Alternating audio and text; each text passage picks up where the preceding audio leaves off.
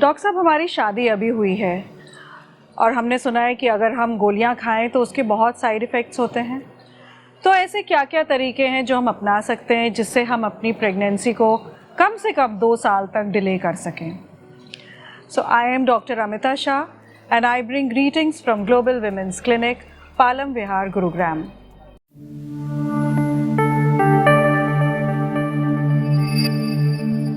और आज मैं आपको वो सारे ऑप्शंस बताऊंगी जिससे आप अपनी प्रेगनेंसी को डिले कर सकते हैं। सो बेसिकली प्रेगनेंसी डिले करने के लिए जो तरीके होते हैं उनको हम कॉन्ट्रासेप्शन कहते हैं। अब कॉन्ट्रासेप्शन 2 तरीके हो सकता है। One is a temporary contraception, मतलब आप सिर्फ 2 साल के लिए अपनी प्रेगनेंसी डिले करना चाहते हैं, या हो सकता है आपका एक बच्चा हो और आप स्पेसिंग करना चाहते हैं एंड नेक्स्ट प्रेगनेंसी अगले 3 साल के बाद करना चाहते हैं। That is called a temporary means of contraception. दूसरा होता है परमानेंट कॉन्ट्रासेप्शन, मतलब आपके 2 बच्चे हो चुके हैं और आप अब फर्दर प्रेगनेंसी नहीं करना चाहते, तो उसके तरीके अलग होते हैं। तो आज हम बात करते हैं कि टेम्पररी मीन्स ऑफ कॉन्ट्रासेप्शन या फैमिली प्लानिंग के क्या क्या तरीके होते हैं। So basically, first is using oral contraceptive pills. तो ये oral contraceptive pills जो होती हैं, ये गर्भ निरोधक गोलियां भी कहलाती हैं। ये विभिन्न प्रकार की आती हैं और इसके बारे में डिटेल में जानकारी आप मेरे अगले वीडियो में पा सकते हैं। बट बेसिकली इन गोलियों को आपको रोज़ लेना होता है। 21 दिन के लिए आप ये गोलियां खाते हैं, फिर एक 7 डेज़ का गैप देते हैं, फिर अगली साइकिल में फिर 21 दिन के लिए खाते हैं। तो ये एक कंटिन्यूस प्रोसेस में चलती रहती हैं और जब तक आपको कॉन्ट्रासेप्शन चाहिए तब तक आप इन गोलियों को खा सकते हैं। The only problem with these pills is कि आपको याद रखना होता है कि रोज़ ये गोली खानी है।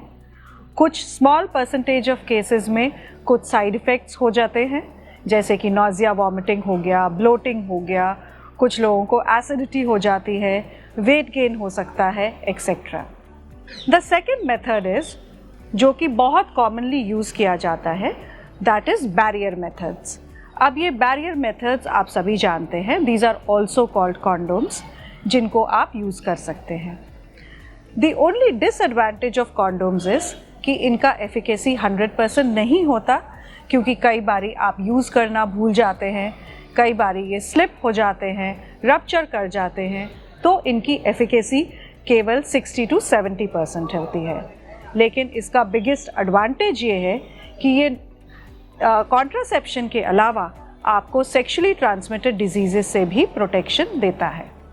Third method is getting a intrauterine device, जिसको हम कॉपर टी भी कहते हैं।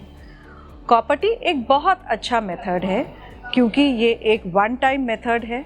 इसको इंसर्ट करने के लिए आपको हॉस्पिटल में एडमिट नहीं होना, ये क्लिनिक में ही इंसर्ट हो जाता है।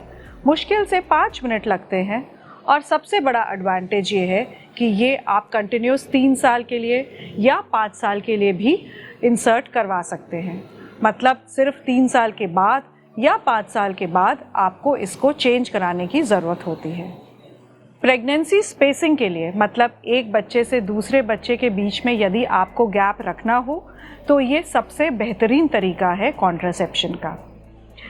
The disadvantage of copper T is कि कई बारी कुछ लोगों में इससे पीरियड्स प्रोलॉन्ग हो जाते हैं, कंटिन्यूस स्पॉटिंग रह सकती है या वजाइनल इन्फेक्शंस के चांसेस बढ़ जाते हैं।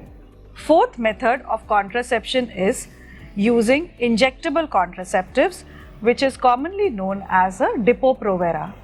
ये इंजेक्शंस होते हैं जो आपको हर 3 महीने पे लगवाने होते हैं।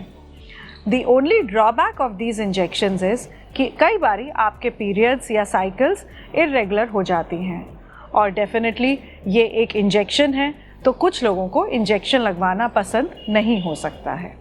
Now what are the methods of permanent contraception? So ये मेथड कहलाता है फैमिली प्लानिंग मेथड, जो कि मेल्स में या फीमेल्स में किसी में भी करा जा सकता है। इसको हम स्टेरिलाइजेशन भी बोलते हैं। मतलब जब हम विमेन में ये करते हैं तो जो फैलोपियन ट्यूब्स होती हैं या नलियाँ होती हैं, उनको हम ब्लॉक कर देते हैं। इसको लैप्रोस्कोपिक स्टेरिलाइजेशन भी कहा जा सकता है। जब ये मेल्स में किया जाता है तो हम इसको वैसेक्टमी बोलते हैं। इसमें जो स्पर्म्स ले जाने वाली या श्रृंकाणु ले जाने वाली नलकियां होती हैं उनको हम ब्लॉक कर देते हैं। तो ये परमानेंट मीन्स ऑफ कॉन्ट्रासेप्शन एक परमानेंट मेथड होता है। हालांकि इसमें भी रिवर्सल किया जा सकता है, लेकिन रिवर्सल के बाद चांसेस ऑफ कंसेप्शन कम ही रहते हैं। तो ये तभी करवाना चाहिए जब आप 100% श्योर हैं कि आपको फर्दर प्रेगनेंसी नहीं करनी चाहिए।